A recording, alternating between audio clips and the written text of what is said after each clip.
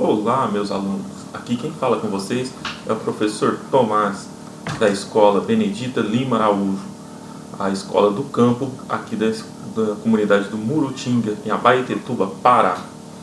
Espero que vocês estejam todos bem, que toda a família de vocês esteja bem.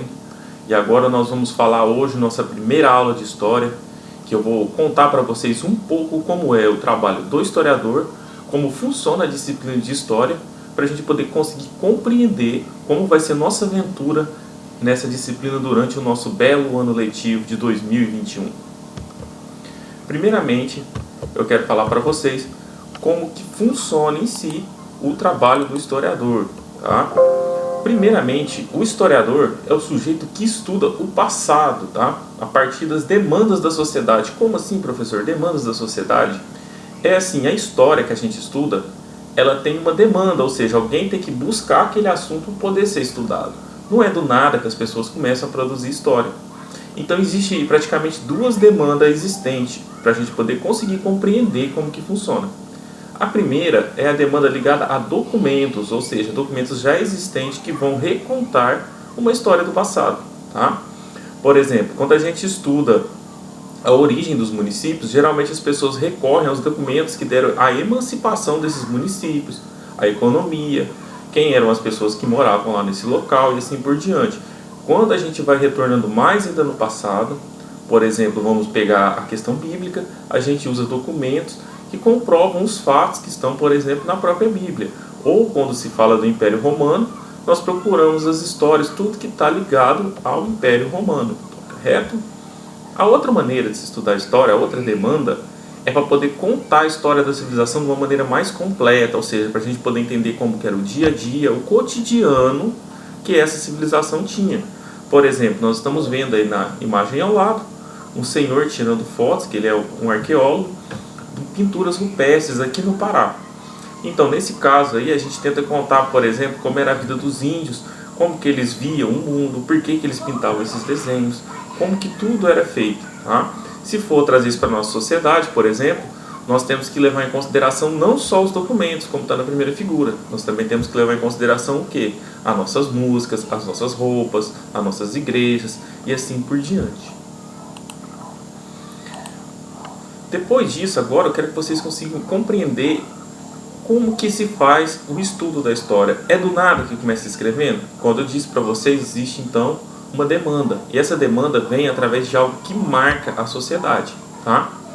Para a gente poder trabalhar bem, a gente vai falar aqui um fato, ou seja, uma coisa muito importante que aconteceu na nossa vida que a gente pode estudar.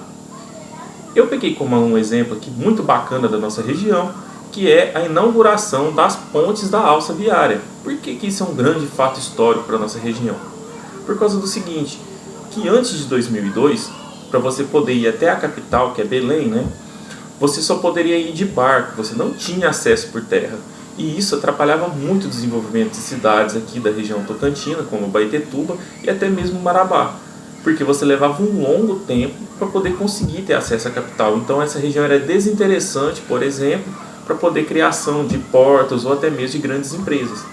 Então em 2002, quando foi inaugurada a alça viária pelo falecido governador Almir Gabriel, que nós vemos aí na primeira foto, fazendo um positivo para a gente, isso trouxe uma grande mudança.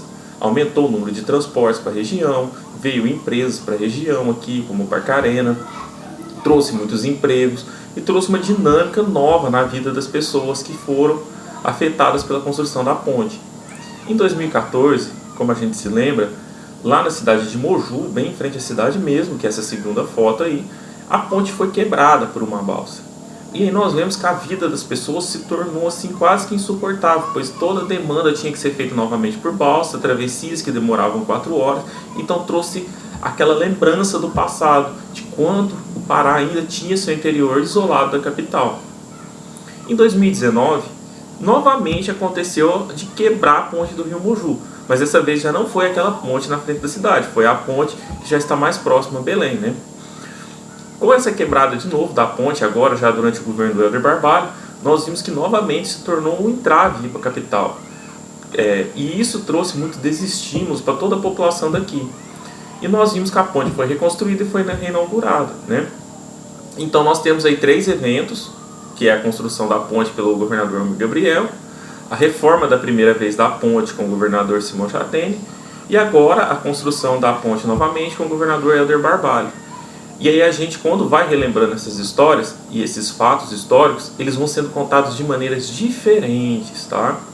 Então, pessoal, quando a gente vai falar sobre alguma demanda da história, por exemplo, nesse caso, as pessoas mais velhas, igual nossos pais, se lembram mais da dificuldade da época do Almir Gabriel. As pessoas mais jovens, como eu, já lembram mais de quando a ponte foi quebrada, por exemplo, do governo de Simão Jatene. Enquanto pessoas bem mais novas vão se lembrar somente do período que a ponte foi quebrada agora durante o governo do Helder Barbalho. Então, conforme as demandas da sociedade forem passando, os pontos de vista vão sendo passados e as histórias vão sendo recontadas, tá? Então, se a gente parar para pensar, daqui 50 anos vai ser bem diferente contar a história tanto da inauguração e da construção das duas pontes. Então, isso são os modelos de história que vão mudando ao longo do tempo. Isso que é a demanda. Para a gente estudar história, como eu acabei de falar já para vocês, a gente depende dos materiais, né? E os materiais não podem ser inventados, como vocês já viram lá no trabalho do historiador, dos documentos, até daquela imagem rupestre, a gente não pode inventar material, senão a gente estaria contando uma história de mentira. Então, como que a gente conta a história? Primeiro, a gente fala das fontes materiais, tá? O que são as fontes materiais? São as nossas roupas, as fotos, os objetos e os documentos, tudo aquilo que a gente pode tocar, ser palpável, tá? Por exemplo, se a gente olhar a foto nossa hoje, tirada no nosso celular, ela tem uma qualidade altíssima. Se comparada com uma foto que foi tirada há 30 anos atrás, nem se fala. Se comparar com uma foto do século XIX, que ainda era preto e branco, então, muito melhor a nossa foto de hoje. E se for parar para pensar, na época, por exemplo, do Renascimento, lá na Idade Média, só existia pinturas. E na época do período romano, a gente nem encontra muitas pinturas, a gente encontra mais estátuas. Então isso dá para a gente estudar o avanço tecnológico dentro das sociedades, tá? As nossas roupas também falam a mesma coisa. Por exemplo, roupas do passado a gente vê que eram roupas mais longas, então a gente tem que buscar uma explicação. Por que as pessoas usavam mais roupas longas no passado e hoje usam roupas curtas? Então tudo isso é uma maneira de se trabalhar a história, tá? E também temos agora as fontes imateriais, tá? Que são nossas memórias, igual eu falei para vocês, das histórias das pessoas que lembravam da ponte e sem a ponte aqui no Pará. As músicas, ou seja, as músicas que vocês escutam hoje, vão ser estudo de história daqui a 100 anos. Do mesmo modo que a gente estuda as músicas de 20, 30, 40 anos atrás. As lendas também são muito importantes. Por exemplo, o folclore trata o imaginário das populações do passado. Nós temos aí o nosso idioma, que a gente sabe que o português ele vai mudando ao longo do tempo. Temos as crenças, temos os rituais, temos aí as expressões como as nossas gírias. Ou seja, tudo aquilo que não é palpável, que sim está ligado ao sentimento humano. Ok? Como se mede o tempo? Nós medimos o tempo usando uma coisa óbvia, o relógio, né? Só que, no entanto, o relógio ele só mantém o tempo de curta duração, que é somente um dia, como a gente pode observar aí o relógio de sol, temos a ampulheta até o relógio tradicional, né, de parede. Para a gente conseguir medir um tempo maior, a gente foi criando novas maneiras de medir o tempo. E como que o ser humano percebeu isso? O ser humano percebia por causa que alguns fatores sempre se repetiam durante um determinado período. Por exemplo, eles percebiam que o verão ia e voltava, que o inverno ia e voltava, que tinha uma época do ano que os dias eram mais longos e uma época do ano que os dias eram mais curtos. Então eles começaram a observar esses fatores, e aí foi necessário criar uma nova maneira de medir o tempo. Como foi criada essa nova maneira? Foi criado o calendário, tá? O calendário ele marca eventos que duram um ano todo, tá? Por exemplo, o seu aniversário é agora, aí depois você vai ver que vai ter seu aniversário o ano que vem novamente, ou seja, é um evento que vai se repetindo. O verão também é a mesma coisa, todo ano tem verão, e assim vai. Só que, no entanto, cada calendário busca os números, que eu falo os números, é o ano de 2021, por exemplo, de acordo com a necessidade daquele povo. Igual no caso nosso calendário, ele está marcando aí o ano de acordo com o nascimento de Jesus Cristo, tá? Pelo fato da nossa sociedade ser predominantemente cristã.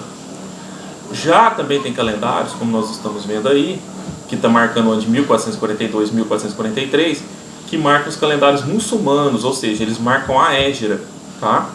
que eu vou explicar para vocês numa futura aula, ok? Também nós temos outro exemplo, o calendário dos hebreus. Olhem lá para vocês verem. Eles estão no ano de 5.781. É porque eles estão no futuro? Não. É porque eles estão marcando outra referência, tá? Que é quando Abraão vai fazer diretamente a aliança com Deus, né? Está até escrito isso lá na nossa Bíblia. Então, pessoal, agradeço a atenção de vocês. E aí ficamos para uma próxima aula. Tchau, até mais.